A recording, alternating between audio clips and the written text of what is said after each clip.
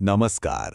जरा सोचिए कि अगर हर रोज खाना बनाना ही किसी परिवार के लिए एक हेल्थ इमरजेंसी बन जाए तो भारत में लाखों महिलाओं के लिए ये एक कड़वी सच्चाई थी, जब तक कि एक बहुत बड़ी सरकारी पहल ने उनकी रसोई की तस्वीर को हमेशा के लिए बदलने का वादा नहीं किया।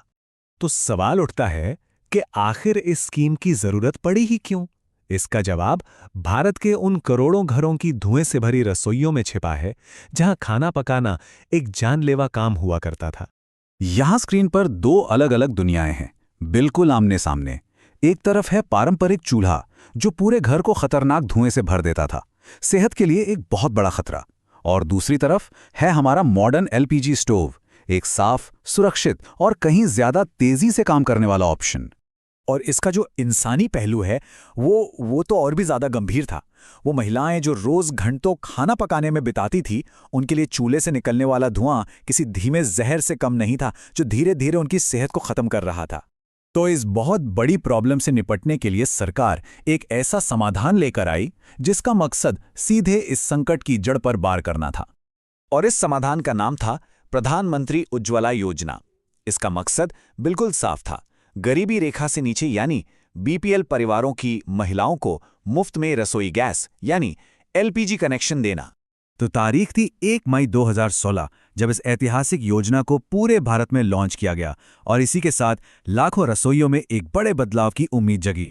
चलिए अब जरा गहराई से समझते हैं कि ये स्कीम आखिर काम कैसे करती थी और इसे किन लोगों तक पहुंचने के लिए बनाया गया था।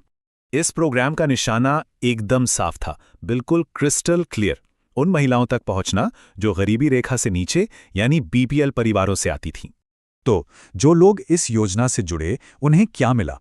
सबसे पहले तो एक बिल्कुल मुफ्त गैस कनेक्शन। इसके साथ ही सिलेंडर भरवाने पर सरकारी सब्सिडी भी मिली, और जो शुरू का खर्च था उसमें मदद के लिए आसान किस्तों का ऑप्शन भी दिया गया।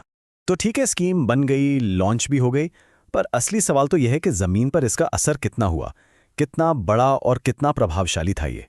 तो सोचिए, ये पहल कितनी बड़ी होगी, कितने घरों तक ये बदलाव पहुंचा होगा, कोई अंदाजा है? आंकड़ा सच में चौंकाने वाला है। 9 करोड़ से भी ज्यादा, मतलब 90 मिलियन से ज्यादा घरों में नए एलपीजी कनेक्शंस पहुंचे। ये अपने आप में एक बहुत बहुत बड़ी कामयाबी है। तो इतनी बड़ी कामयाबी के बाद अब आगे क्या? क्या कहानी यहीं खत्म हो जाती है, या ये किसी लंबी यात्रा की बस एक शुरुआत है?